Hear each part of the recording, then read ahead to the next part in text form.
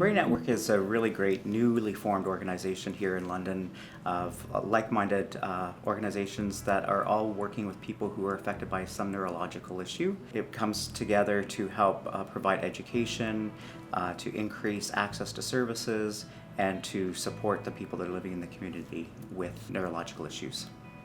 I think one of the greatest things that this particular brain health network is really focused on is looking at gaps in services in programs that currently exist within Southwestern Ontario.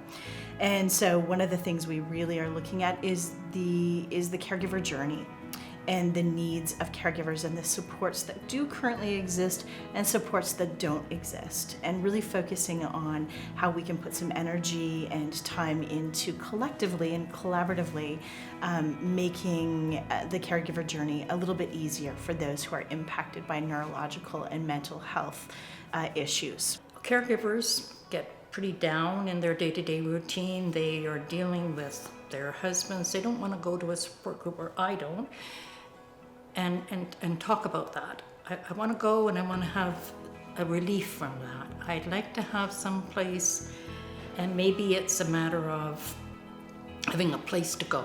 And I don't know, if you want to just sit and play cards, watch a movie, do something that's relaxing.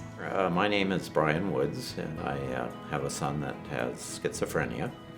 He's 38 years old and was diagnosed almost 20 years ago with schizophrenia. My name is Rita Stukic, and my son is who I'm a caregiver for. He was 19 back in January 2004. He was just home from school. He had a full soccer scholarship in New York at Fordham University, and he had come home for a visit. The night before he was supposed to go back, he decided he wanted to go out with a few of his friends from high school, and I got a phone call about 3:30 in the morning from a friend that hadn't gone out with them, telling me that they had been in an accident, not being able to describe anything to me. And then I had to call the police to find out what was going on. They told me that he was at South Street Victoria Hospital, and when I called there, the nurse had said, "You better come." My biggest challenge is my expectations of my son, and sort of matching those up with his expectations of himself, which there's quite a difference there. So I'm always struggling with that. I've had some counseling. My wife and I have been involved in a parent support group. The PEP organization was the first support group that we were involved with. He's here today. He's pretty functional. But he does still need to have some attendant looking after him. So I'm the one that's living with him, and we just go day to day. And he has improved immensely, but it's been a long journey, 11 years so far. So. Hi, I'm Penny Thompson. My husband is Brian, and Brian was diagnosed with Alzheimer's in May of 2011. And so I am his caregiver 24/7. Hi, my name is Adrienne Arding, and I'm a caregiver to two people, both my husband and my father. Key message for caregivers is that knowledge is power. And if your loved one receives a diagnosis of Alzheimer's disease or some form of dementia, it can be really scary, but it's really important that you get knowledge, you get information, and you find out what are the things that you can put in place to ease with the transitions and with providing caregiving. And also, don't be afraid to advocate for services. There are lots of community support services in place that are there for you, and it's really important that you take the time and you advocate and get those services. We're hoping that because the fact that we're all sharing our information together, that people can network the individuals so that they can get the treatment that they're looking for or the services that they're looking for in a timely manner. So we learned a lot about schizophrenia and mental health. And in a way, it's too bad that we didn't know that information sooner, because we might have been able to help our son before or quicker than what we were.